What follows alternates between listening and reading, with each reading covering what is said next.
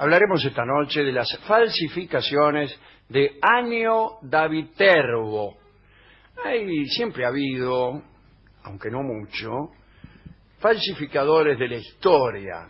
Es una práctica que consiste en la adulteración del pasado apoyándose en relatos falsos pero con trazos auténticos. Acá lo conocemos muy bien, ¿no? Y entonces suelen ir los falsificadores atribuyendo a historiadores prestigiosos cosas que no dijeron nunca. Disfrazaban estos hombres sus investigaciones bajo la autoridad de prestigiosos historiadores de la antigüedad y les adjudicaban obras de su propia invención. Lo que vamos a contar hoy es que esa producción histórica apócrifa se hizo muchas veces a causa de la obsecuencia de un erudito con un príncipe. Digamos que algunos doctos escribían una historia para gustarle al príncipe. Le atribuían a este príncipe, por ejemplo, antecedentes genealógicos de la Biblia. Usted, sin ir más lejos, es descendiente de David. Bueno, allá por 1432 nació en Viterbo, una localidad de Italia central, un hombre llamado Nanni, Giovanni Nanni. ¿Qué tal? Sí. ¿Cómo le va?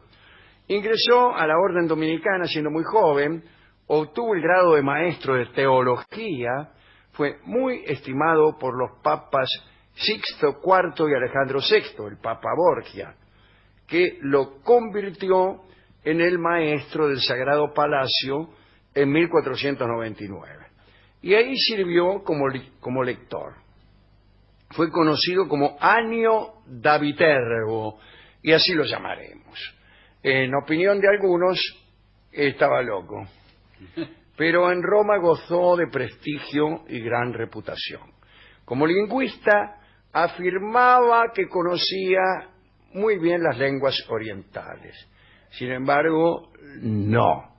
El especialista Walter Stephens dice: su experiencia en filología semítica, alguna vez celebrada incluso por historiadores eclesiásticos, era completamente ficticia.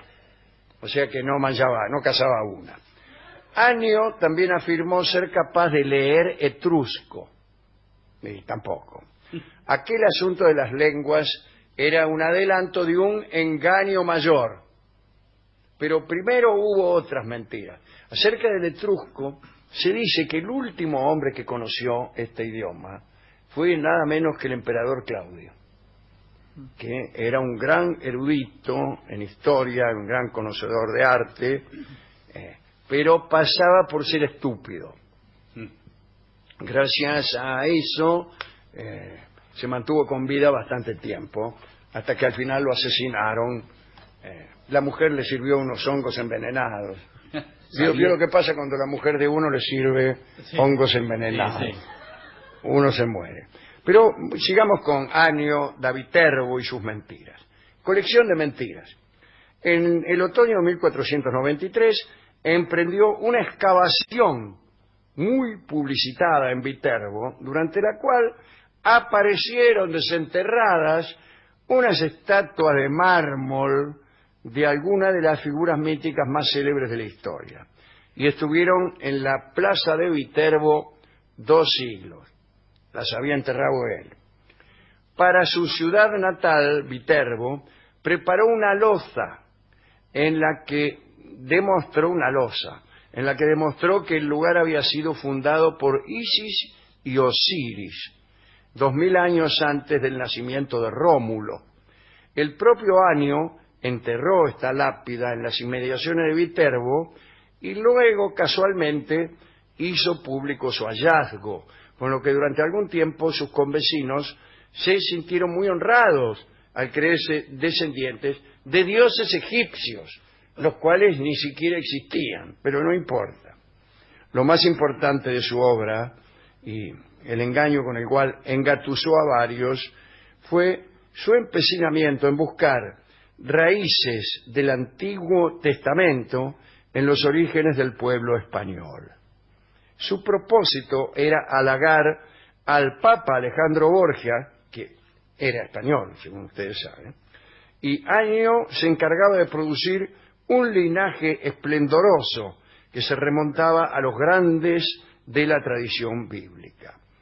Allá a fines del siglo XV, Viterbo publicó y comentó 5 libros que supuestamente se habían perdido.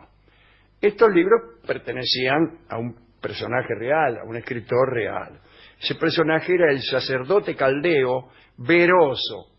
¿Qué hace Beroso?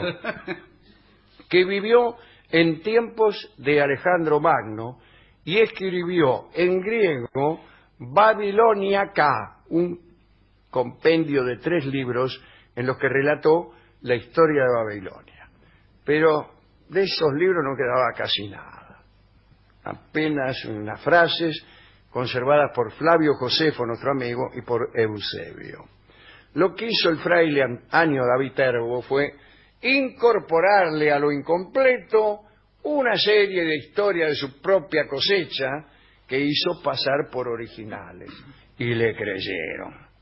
Según la imaginación de Año da Viterbo, Beroso había escrito unos textos, curiosamente en latín, en los que, al repasar los personajes bíblicos desde el diluvio hasta la época alejandrina, atribuía la fundación de España a Túbal, el 5º hijo de Jafet, que era a su vez hijo del patriarca Noé.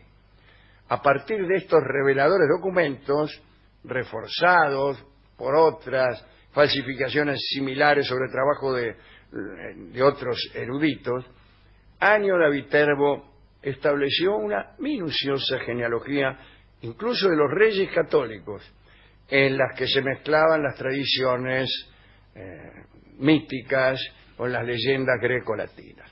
Todo esto deslumbró a los reyes católicos y al Papa, a quienes Año había dedicado toda su obra. Isabel y Fernando, con su linaje bíblico, justificaron, entre otras cosas, su persecución a pueblos no cristianos.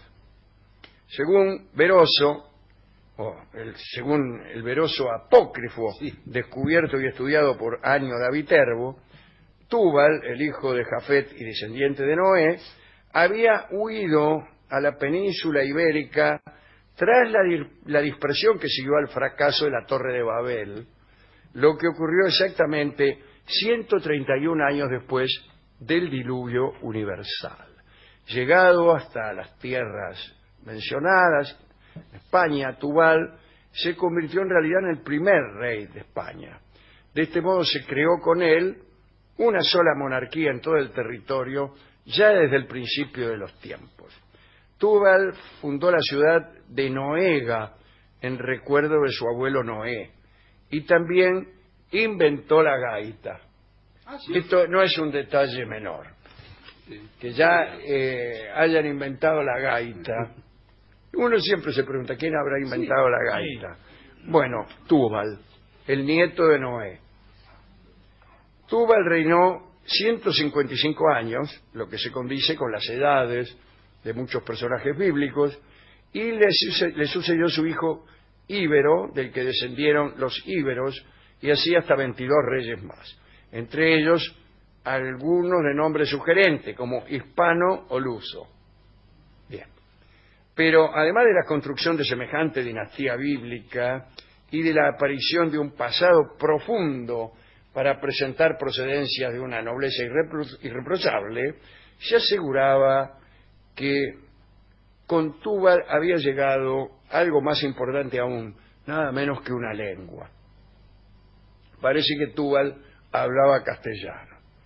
En los textos apócrifos de Beroso se afirmó que el castellano descendía de Túbal, y de este modo, para beneplácito del Papa Borgia y de los reyes Fernando e Isabel, la lengua española era una lengua bíblica. Citemos a Humberto Eco. Como consecuencia de ese origen, la calificación de lengua babélica se convierte en España en blasón de antigüedad y nobleza. Año da Viterbo logró engañar a eruditos de mucho prestigio, como el zamorano Florián de Ocampo y el guipuzcoano. Guipuzcoano es. Iba a decir al revés, le voy a poner la Z antes. Esteban de Garibay, era guipuzcoano. En sus respectivas obras, los 4 libros primeros de la Crónica General de España, o Ilustraciones genealógicas de los católicos reyes de las Españas, y esos libros, dieron por válidas las investigaciones de Año de Viterbo. Tiene razón. Durante más de un siglo se creyó en todos sus escritos. Alejandro VI y los reyes católicos se fueron a la tumba creyendo que tenían linaje bíblico comprobado. Pero Año de Viterbo terminó mal. Aunque había sido favorecedor del Papa Alejandro VI, el Papa Borgia, era opositor a los avances de César Borgia, el hijo del Papa. Ser opositor a César no era muy conveniente. Año murió envenenado por orden de César con una dosis de cantarela, el famoso veneno de los Borgia, que parece que se lo pusieron en el vino que acompañaba su comida. Esto fue en 1502. Bastante después, algunos levantaron la voz para quejarse del historiador fraudulento, y se descubrió que casi todos los documentos encontrados por Año de Viterbo eran apócrifos. En España fue Francisco de Quevedo quien negó la autenticidad de la genealogía inventada por Viterbo y demostró que la supuesta existencia de algunos reyes legendarios como Tubal, Gerión, etcétera, eran todos invenciones y falsificaciones de historiadores modernos. Así terminó este falsificador. Nosotros estamos trabajando en un libro donde se habla de un historiador francés y un ruso más cercano a nosotros, Morozov, que sostenían que salvo algunos pocos textos, toda la literatura de la antigüedad clásica era una falsificación de monjes medievales, que no habían existido ni siquiera los concilios. Los concilios anteriores al concilio de Trento eran imaginarios.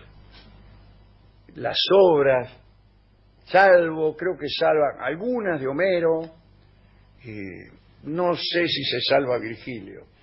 Todos los demás, falsificación. Todo apócrifo. Todo. Y lo dicen con tentadores argumentos. Tentadores argumentos, ¿no? Porque es más fácil tentar con que algo es falso, especialmente si es muy antiguo, sí, que tentarnos con que es verdadero. Claro. Usted encuentra algo, lo que sea, Sí.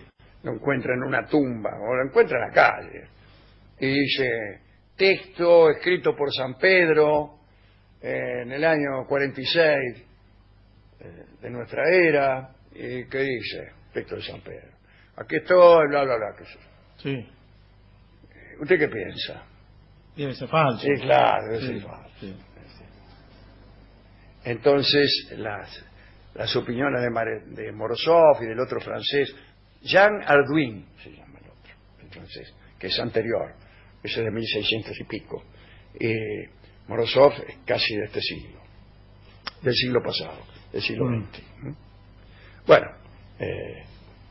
los argumentos para decir Homero es falso siempre han tentado.